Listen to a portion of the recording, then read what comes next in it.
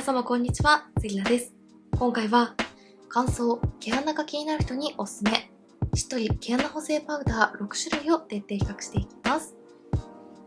ちらのチャンネルではメイクアップアーティストとメイク講師、そしてラピス認定16タイプパーソナルカラーコスメアドバイザーとアナリストの資格を持つ私が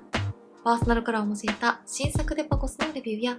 似合うアイテムの幅をさらに広げるパーソナルカラーを使いこなすメイク提案をしていきます。今年発売された資生堂、ディオール、リニューアルしたクレドポーボーテから定番のスック、クレドポーボーテのプレストまでしっとりしていて毛穴補正効果も高い6種類のパウダーの塗り心地、毛穴補正力とカバー力、保湿感について香り、4時間後のマスク崩れを比較していきますので、パウダー選びにお悩みの方に少しでも参考になれば嬉しいです。他にもパーソナルカラーを交えた新作デパコスのレビューはもちろん、人気アイテムの比較動画などもアップしておりますので、気になった方はぜひチャンネル登録して動画もチェックしていただけたら嬉しいです。それでは早速始めていきます。今回比較するのはこちら。資生堂エッセンススキンセッティングパウダー01ハイドレーティンググロー。資生堂エッセンススキンセッティングパウダー02スムーシングマット。クレドポーボーテプードルトランスパラント NM1 ライト。スックザ・ルースパウダ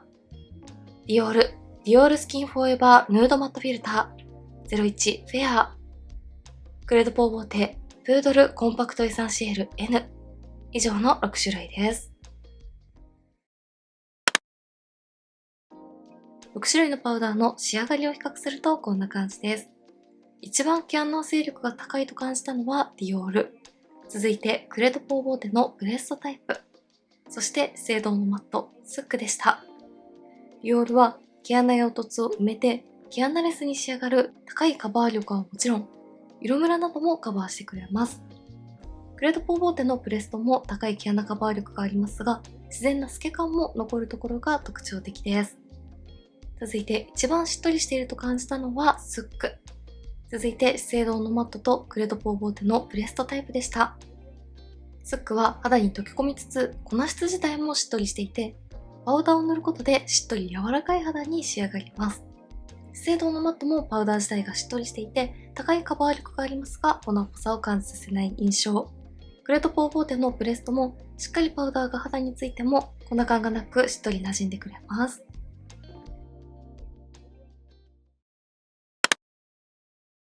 それでは6種類の中で特に塗り心地や仕上がりなどが近いと感じた2つを半眼ずつに塗って塗り心地、保湿力、毛穴カバー効果、香り、4時間後のマスク崩れを見ていきたいと思います。今回ベースにはこちら、スックのスキンケアクリームティントを使用しています。こちらは下地やパウダーなしでこれ1本で仕上げることができるファンデーションです。こんな感じで程よく素肌の透け感があり、ナチュラルなツヤを感じられる仕上がりになっています。では、一つ目の比較はこちら。資生堂のマットとクレドポーボーテのルースタイプです。こちらの2つはしっとりした粉質でありながらも自然に肌を補正してくれるところが似ています。まずはこちら側に資生堂のマットを塗っていきます。資生堂にはこんな感じのパフがセットになっているので、こちらを使って塗っていきます。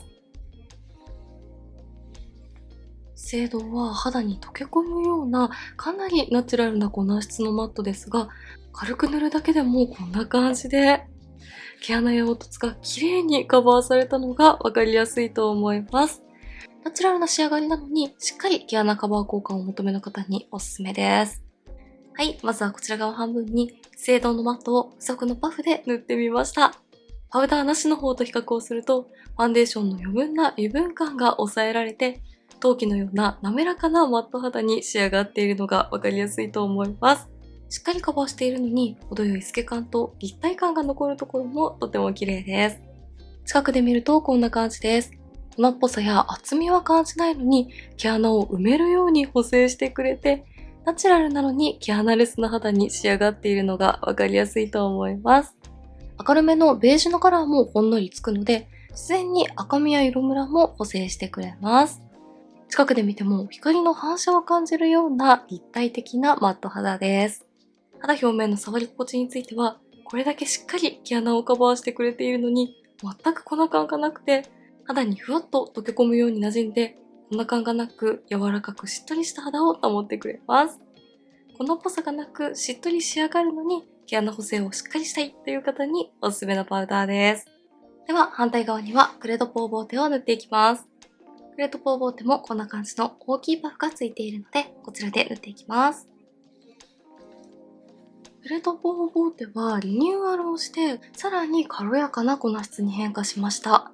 パフも大きめなので、顔全体に塗ってもこんな感じで、自然に油分感は抑えてくれますが、資生堂よりもツヤ感が残っているのがわかりやすいと思います。はい、こちら側にはクレドポーボーテを塗ってみました。同じくらいの量を塗り重ねてみましたが、こうして比較をしてみると、クレドポーボーテの素肌の透け感が残る感じと、資生堂の自然ながらもしっかりカバーする感じの違いがわかりやすいと思います。クレドポーボーテは今回ほんのりピンクニュアンスの明るいホワイトカラーの一番ライトを使用しているということもあって、より透明感が残る感じがわかりやすいと思います。近くで見るとこんな感じです。クレドポーボーテもしっかりファンデーションの油分感を抑えてくれていますが、パフで塗ってもちゃんと素肌の透け感が残るのと、近くで見ても光の反射を感じられるような滑らかさが残っています。パウダーを塗っても透け感やナチュラルさを残したいという方におすすめです。アップで比較するとこんな感じです。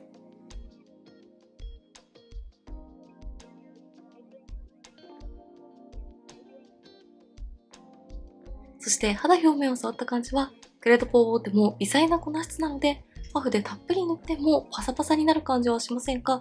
資生堂と比べるとクレドポーボーテの方が表面のサラサラ感が強いパウダーという違いがあります。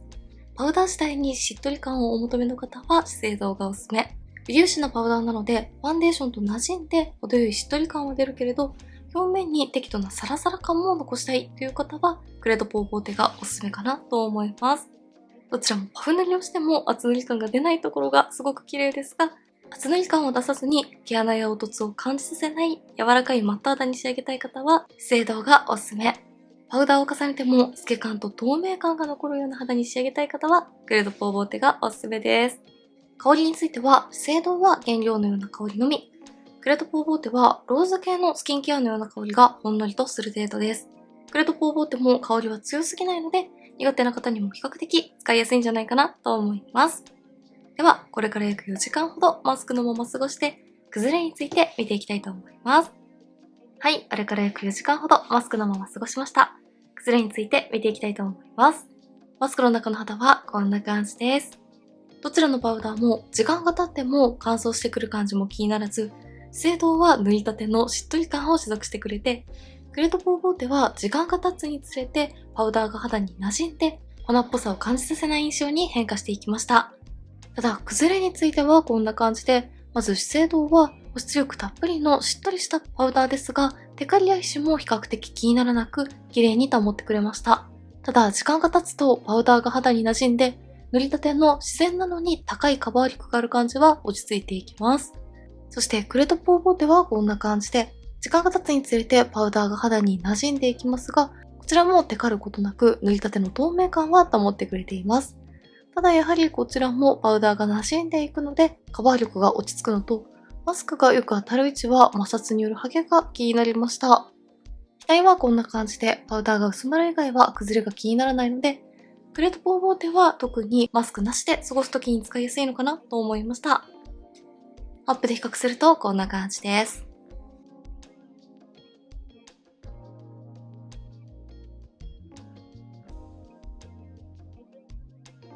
肌表面を触った感じは、資生堂は塗りたてのしっとりしたパウダーで肌を保湿してくれていて、クレドポーボーテはパウダーが肌に馴染んで、塗りたてよりもかなりしっとり感が出てきています。どちらも乾燥は気にせずに過ごせますが、パウダーがしっかり残ってくれるのは資生堂かなという印象です。続いて比較していくのはこちら。しっとりしているのに軽やかで自然なツヤ感が出るところが似ている資生堂のグローとスックです。まずはこちら側に資生堂のグローを塗っていきます。グローにもこんな感じのマットと同じ形状の小さいパフがついているので、こちらを使っていきます。グローはマットよりもさらに軽やかで、パウダーを塗っていないかのようなナチュラルな仕上がりが特徴的です。パフで軽く押さえるように塗っていくと、パール感はそこまで目立たないです。こちらはパフ塗りとブラシ塗りでツヤの出方が変わるところも大きな特徴です。まずはパフ塗りで仕上げてみます。はい、まずはこちら側半分に資生堂のグローを塗ってみました。付属のパフを使って何度かしっかり塗り重ねましたが、ファンデーションの余分な油分感は抑えられていますが、しっかり一体的なツヤが残っているのがわかりやすいと思います。近くで見るとこんな感じです。マットタイプよりもさらに軽やかで素肌の透け感が残りますが、こちらもきちんと毛穴カバーをしてくれます。パウダーに厚みがなくて肌に馴染むタイプなのに、ここまで毛穴補正してくれるのはものすごく優秀ですよね。パウダーの重さを一切感じさせないのに毛穴補正もしたいという方にかなりおすすめです。そしてこちらのパウダーはパール入りタイプですが、パフを使って塗るとパール感はかなり落ち着いて見えます。こんな感じの大きめのフェイスパウダーブラシを使って磨くようにのせると、中に入っているパールが磨かれて、ハイライトをのせた時のようなツヤ感がアップします。近くで見るとこんな感じです。ブラシでのせたこの辺りにパールのツヤをしっかり感じられると思います。資生堂のグローはパフ塗りとブラシ塗りでツヤ感をコントロールできるところも最大の特徴です。では反対側にスックを塗っていきます。スックはこんな感じで大きめで少し硬めのパフがついています。パフを使って塗っていくと、パウダー自体はかなりしっとりしていて肌に溶け込むようなタイプですが、パフが硬めだからかしっかり肌にパウダーが乗ってくれます。こんな感じでピンクに近いパープルカラーが乗って肌に透明感が出たのがわかりやすいと思います。はい、こちら側にはスックを塗ってみました。どちらのパウダーもファンデーションの余分な油分感は抑えてくれていますが、パフ塗りをしても粉っぽくならないのと、スックにも自然なツヤが残っているのがわかりやすいと思います。そしてスックはピンク寄りの明るいラベンダーカラーがついているので、資生堂と比較をすると肌トーンが自然にアップして透明感が出ているのがよりわかりやすいと思います。近くで見るとこんな感じです。パウダー自体はしっとりしていて肌に溶け込むように馴染みますが、パフが固めなのでパウダーが肌にしっかり乗ってくれる分、毛穴や凹凸も埋めるように補正してくれます。近くで見ても自然な光の反射を感じられる透明感あふれる肌に仕上がっています。そしてスックはブラシで磨いてもこんな感じで、あまりパフ塗りとツヤ感は変わらないので、パール入りでナチュラルなハイライトを塗った時のようなツヤ感や立体感をお求めの方は資生堂がおすすめ。明るいピンクパープルの光を放つ透明感あふれる滑らかなツヤ肌に仕上げたい方はスックがおすすめかなと思います。アップで比較するとこんな感じです。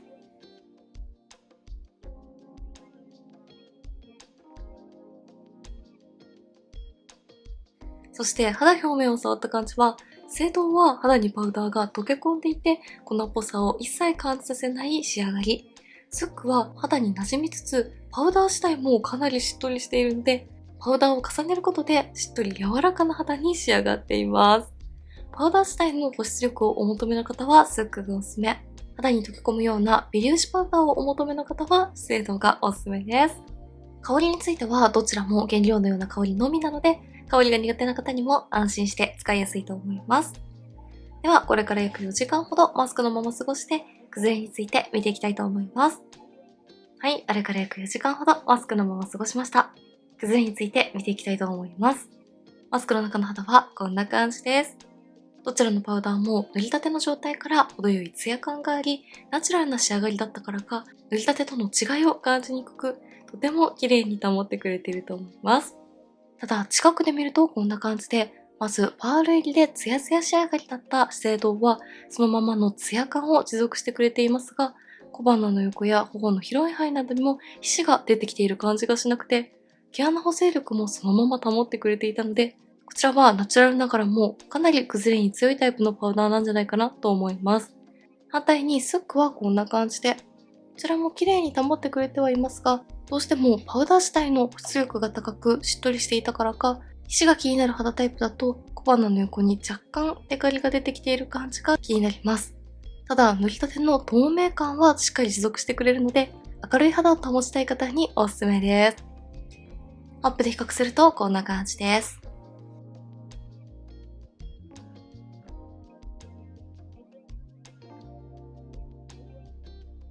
そして肌表面を触った感じは、資生堂は塗りたてと同様、肌にパウダーが馴染んで、一切粉感は感じませんが、小鼻の横も頬の広い範囲も全くテカリやベタつきが出てきていないです。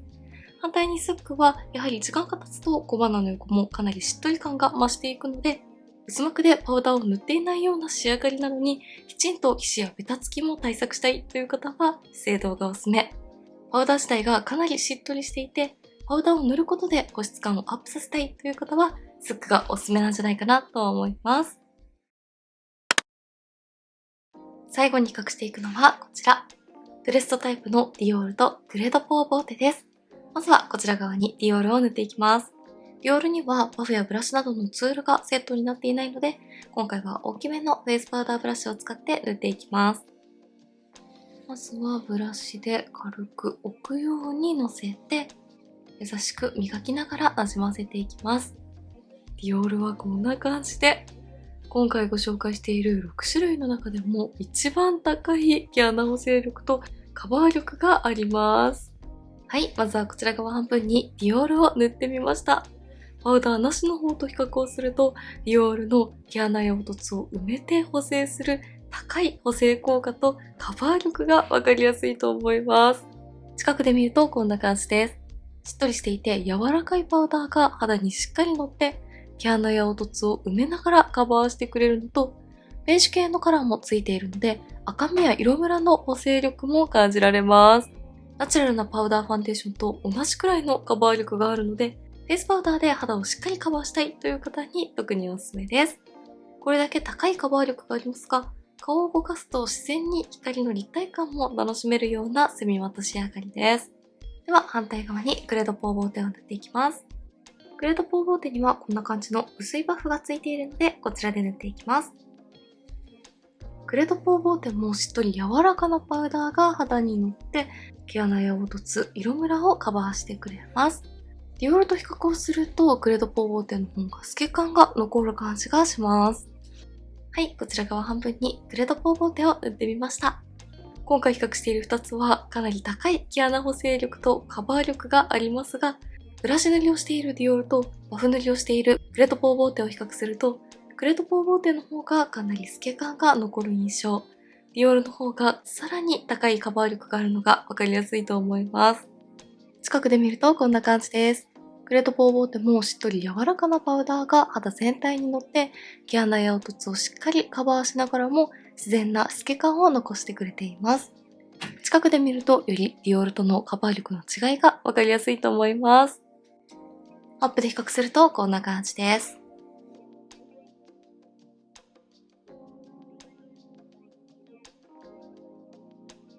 肌表面を触った感じはどちらもパウダー自体がしっとりしているので、これだけハイカバーに仕上がっていても粉っぽさやパサつきは感じないです。比較をするとディオールの方が柔らかいパウダーが肌全体に乗ってしっとりしている印象、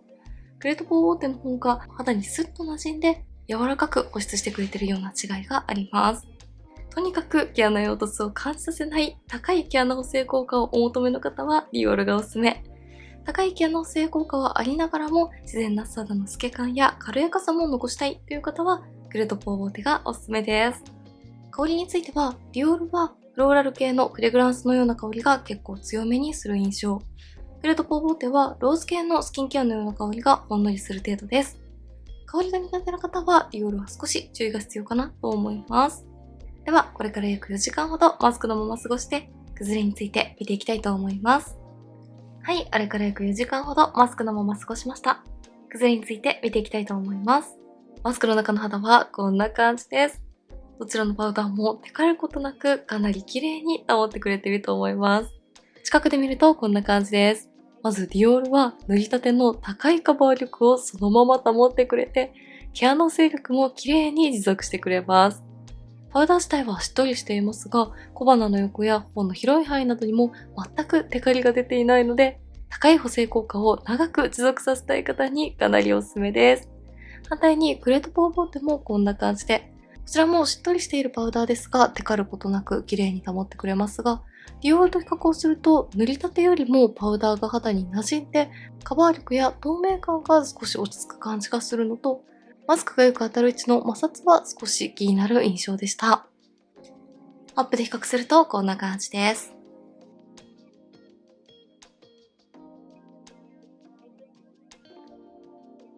そして肌表面を触った感じは、ディオールは塗りたてよりもさらにパウダーが馴染んで肌全体がしっとりしている感じがします。時間が経っても乾燥せずしっとり馴染んでいくのに、塗りたての時のカバー力を持続してくれて、テカリも出ないところがすごく優秀だなと思いました。グレートボーボテも塗りたてと同様の肌に馴染みながらも、小鼻の横などもしっかりサラサラ感を保ってくれる感じは持続しているので、こちらもかなり使いやすい印象です。4時間後のマスク崩れを比較するとこんな感じです。今回の中で一番崩れないと感じたのはディオール。続いて資生堂のグロータイプでした。ディオールは塗りたての高いカバー力をそのまま持続してくれて、しっとりしているパウダーなのに小鼻の横や頬の広い範囲のテカリも全く気にせずに過ごせました。カバー力と崩れにくさを兼ね備えたパウダーをお探しの方におすすめです。続いて資生堂のグローは、つけたての状態からツヤがあり、素肌っぽい自然な透け感もあるので、時間が経っても見た目に変化がないのに、皮脂やベタつきも全く出ていないところが優秀でした。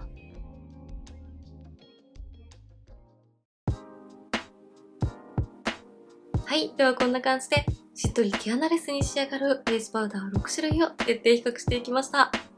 今回ご紹介した6種類は、どれも粉っぽさやパサつきがなく、冬場にも安心して使いやすいパウダーだなと思います。毛穴補正効果も高くて、それぞれに特徴があったので、気になった方はぜひチェックしてみてください。メイクについてのご質問やこの動画が見たいなどございましたら、お気軽にコメントやチャンネル登録していただけると嬉しいです。それでは最後までありがとうございました。